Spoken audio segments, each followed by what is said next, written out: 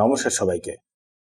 Imagine করুন একটা 1 কিমি বাই 1 কিমি এরিয়া, মানে 1 স্কোয়ার কিমির এরিয়া সেকেন্ডসের মধ্যেই পুরোপুরি ধূলিসাৎ হয়ে গেল। তাও আবার কোনো নিউক্লিয়ার মিসাইল না, যা সামান্য কিছু রকেটের মাধ্যমে, খুবই চিপ রকেটের মাধ্যমে। তাছাড়া ধরে নিন আপনি একটা বাংকারের মধ্যে লুকিয়ে রয়েছেন, খুবই গভীর একটা বাংকারে, আর ঠিক সেই দিক করেই একটা ব্যালিস্টিক মিসাইলকে লঞ্চ করা হয়েছে। আপনি ধরেন সেই ব্যালিস্টিক মিসাইলটার গতিপথটাকে লক্ষ্য করে একটা ডিফেন্স সিস্টেমকে ইউজ করছেন। ধরেন হাই লেভেলের অ্যাডভান্স একটা ডিফেন্স সিস্টেমকে ইউজ করছেন সেই ব্যালিস্টিক মিসাইলটাকে ইন্টারসেপ্ট করার জন্য। কিন্তু হঠাৎ করে সেই ব্যালিস্টিক মিসাইলটা নিজের পথটাকে পুরো চেঞ্জ করে দিয়ে ঘুরে ফিরে এসে সেই আপনার বাংকারটাকে গিয়েই হিট করলো। লুকিয়ে আছেন ধরেন খুব গভীর একটা বাংকারে, বাট সেই বাংকার অবধিও সেই ব্যালিস্টিক মিসাইলটা পৌঁছে গেল। ওয়েল, সেরকমই দুটো সিস্টেম ভারত এবার ডেভেলপ করে ফেলেছে। একটা হলো 1 স্কোয়ার কিলোমিটার এরিয়াকে পুরো ধূলিসাৎ করে দেওয়ার জন্য জাস্ট একটা রকেট সিস্টেম, আর দ্বিতীয় হলো কোয়াসি ব্যালিস্টিক মিসাইল প্রলয়। ভিডিও দুটো প্রথমে দেখে নিন। 3, 2, 1, now, 1.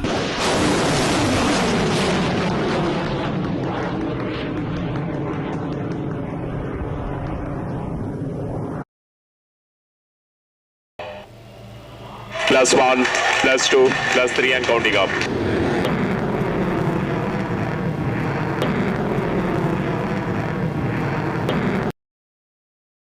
নাও প্রথমটা যেটা দেখলেন সেটা হলো Pinaka multi barrel rocket system, multi barrel rocket launcher. একটা লঞ্চারে থাকে টোটাল 12টা রকেট, আর একটা ব্যাটারিতে থাকে টোটাল 6টা লঞ্চার, মানে টোটাল 72টা রকেট। ফায়ার হবে মাত্র 44 সেকেন্ডসের মধ্যে, মানে 72টা টোটাল রকেট মাত্র 1 মিনিটের মধ্যেই লঞ্চ। পুরো 1 স্কোয়ার কিলোমিটার এরিয়াকে ধূলিসাৎ করে দেওয়ার মতন ক্ষমতা রাখে। প্রথমে তৈরি হয়েছিল পিনাকা মার্ক 1, দেন তারপরে মার্ক 2। এখন এটা হলো মার্ক 2 এর থেকেও অ্যাডভান্স, 120 কিলোমিটার রেঞ্জের। স্পিড হলো আবার প্রায় হাইপারসনিক, মানে 72টা টোটাল রকেট 1 স্কোয়ার কিলোমিটার এরিয়াতে প্রায় হাইপারসনিক স্পিডে গিয়ে হিট করবে।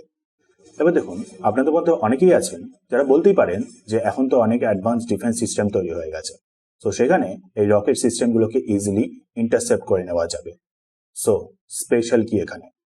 অ্যাকচুয়ালি আপনি এখন ভালো মতন করেই দেখতে পাচ্ছেন, যতই অ্যাডভান্স ডিফেন্স সিস্টেম হোক না কেন, যেভাবে এখন মডার্ন ওয়ারফেয়ারটা ড্রোনের উপরে নির্ভর হয়ে গেছে, সেই ড্রোনগুলোকেই এখন পুরোপুরি ইন্টারসেপ্ট করাটা অসম্ভব হয়ে দাঁড়ায়।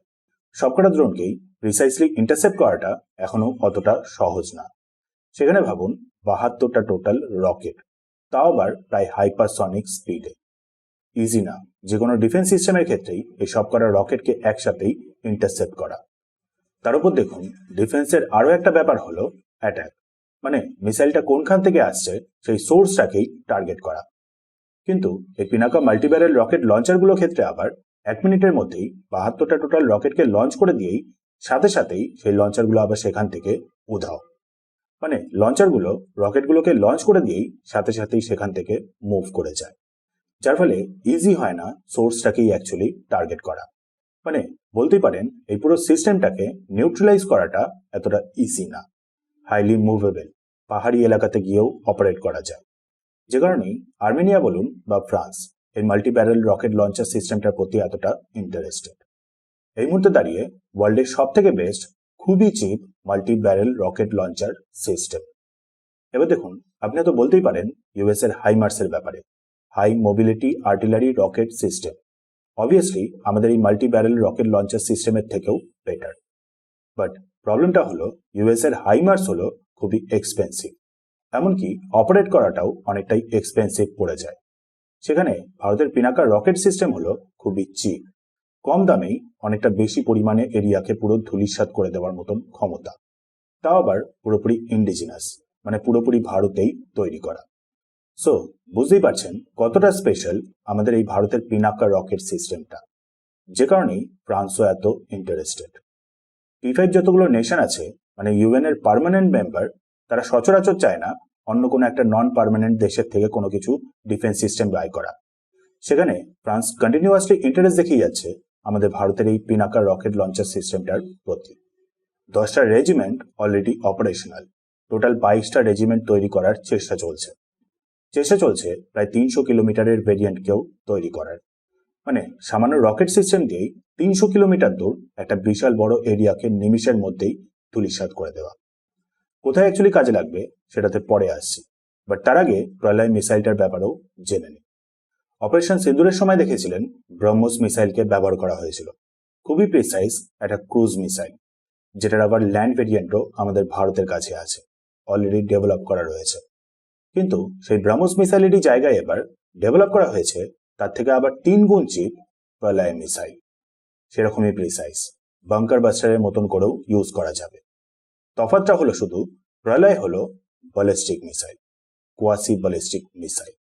মানে এটা হলো ব্রহ্মোসের মতন করেই একই রকম কাজ করা, হাই ভ্যালু টার্গেটকে প্রিসাইসলি গিয়ে হিট করা, বাট এক্ষেত্রে সেটা খুবই চিপ একটা ব্যালিস্টিক মিসাইলের মাধ্যমে। ডিস্ট্রাকশন পাওয়ারটাও ব্রহ্মোসের থেকেও আরো বেশি।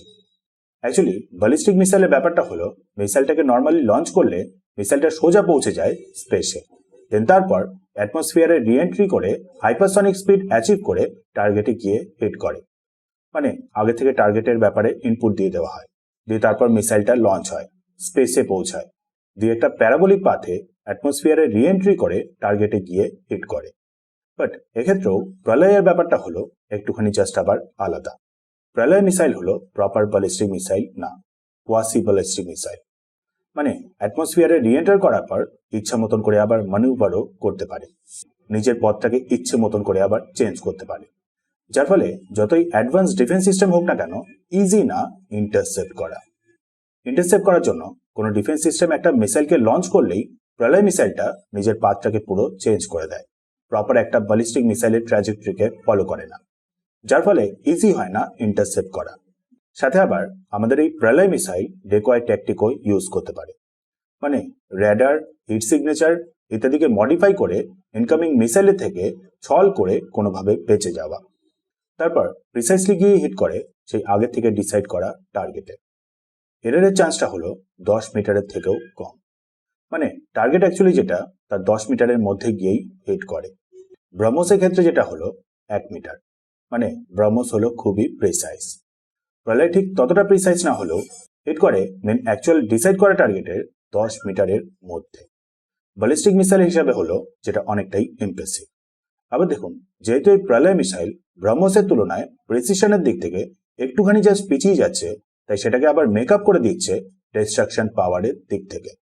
ব্রহ্মোসের ওয়ারহেড ক্যারি করার ক্যাপাসিটি হলো প্রায় 300 কেজির মতন, সেখানে প্রলয় মিসাইল প্রায় 1000 কেজির মতন একটা ওয়ারহেডকে ক্যারি করতে পারে।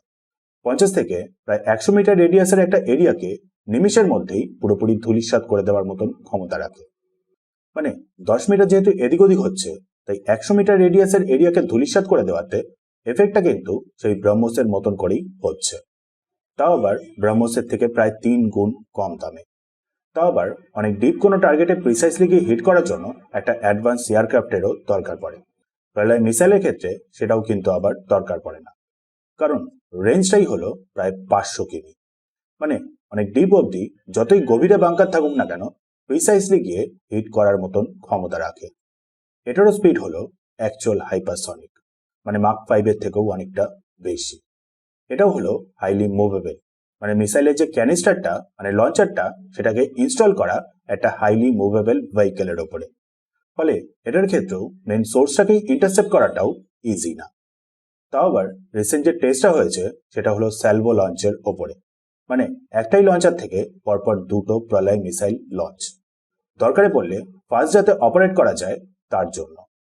পিনাকা বলুন বা প্রলয়, দুটোতেই আবার ন্যাভিগেশন সিস্টেমটা ভারতেই তৈরি করা, ন্যাভিক ন্যাভিগেশন সিস্টেম, সাথে আবার আমাদের ভারতেই তৈরি ইনার্শিয়াল ন্যাভিগেশন সিস্টেম। মানে পিনাকা বলুন বা প্রলয়, দুটোর জন্যই বিদেশি কোনো কিছুর ওপরেই একেবারেই নির্ভর করতে হবে না। আশা করি বুঝতেই পারছেন কত ইম্পর্টেন্ট দুটো জিনিসকে ডেভেলপ করে ফেলেছে আমাদের ভারত।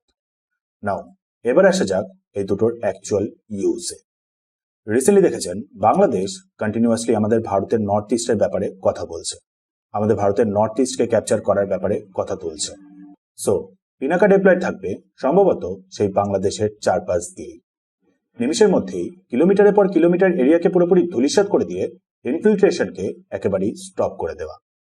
সাথে আবার পাকিস্তানের জানেন বেশ বাংকারে লোকানোর অভ্যাস আছে, পাকিস্তানের জেনারেলরা বা মিনিস্টাররা সবসময় বাংকারে লুকিয়ে থাকারই চেষ্টা করে। সাথে আবার আর্মির এক্সটেন্ডেড পার্টটাও অবশ্যই আছে, তারাও আবার সেই বাংকারে লুকিয়ে থাকাটাই বেশি পছন্দ করে। সো প্রলয় মিসাইল প্রিসাইসলি গিয়ে সেই বাংকারগুলোকেই হিট করবে। ব্রহ্মসের জায়গায় এবার আরও চিপ প্রলয় মিসাইল, বাট আউটকামটা ব্রহ্মসের থেকেও আরও বেশ অনেকটাই বেশি।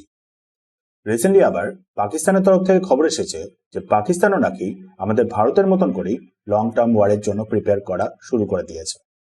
ভাবুন, লং টার্ম ওয়ার, তাও আবার পাকিস্তান। অপারেশন সিন্দুরের সময় মাত্র 3 দিনের মধ্যেই গুটিয়ে গিয়েছিল, 1971-এ মাত্র 2 সপ্তাহ। ইস্ট হোক বা ওয়েস্ট পাকিস্তান, এবার কিন্তু আমাদের ভারত আরো বেশ অনেকটাই কম টাইম নেবে পাকিস্তানকে পুরো গুটিয়ে দিতে।